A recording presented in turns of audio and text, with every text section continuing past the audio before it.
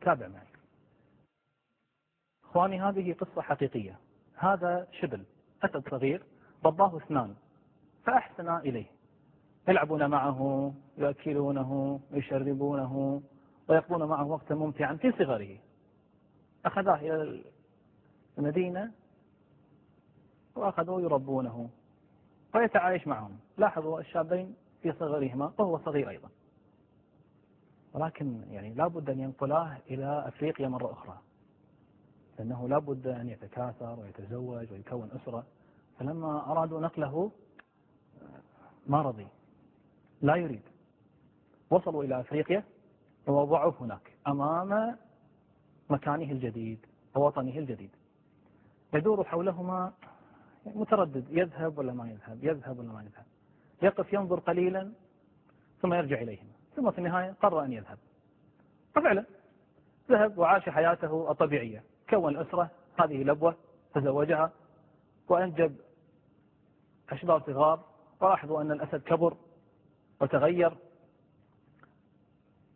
وهذا الأسد الآن بعد تلك الحياة اشتاق الشابان إليه، فرجع مرة أخرى بعد أن كبر الشابان وكبر الأسد، وأخذوا يبحثون عنه فوجدوه. بعد فترة من البحث في أفريقيا وجدوه، فنزل وأخذ ينظر إليهما، يتعرف عليهما، يتذكر ما يتذكر، يشم رائحتهما وينظر. نظر إليه، لما تعرف عليهما وعرفهما انقض عليهما. لكن ماذا سيفعل؟ رأيتم؟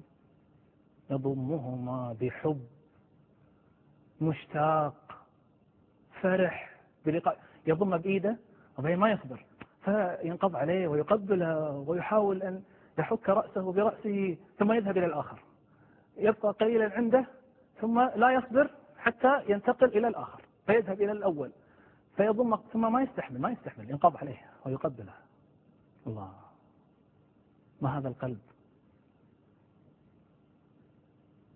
حنان، عطف، فقط لأنهما أحسنا إليه.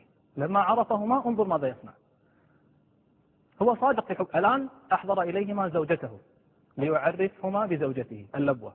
طبعا هي لا تصنع لهم شيئا، يعني هي لا تقول لهم شيء، لنا يعني أصحاب زوجها. والله عندما رأيت هذا المشهد جلست أفكر بصدق، يعني الله يتعامل معنا طوال اليوم بأحسن تعامل، يطعمنا ويسقينا، يرزقنا ويعافينا، وبعد ذلك لو أخطأنا يغفر لنا إن تبنا ورجعنا، يحسن إليك طوال اليوم،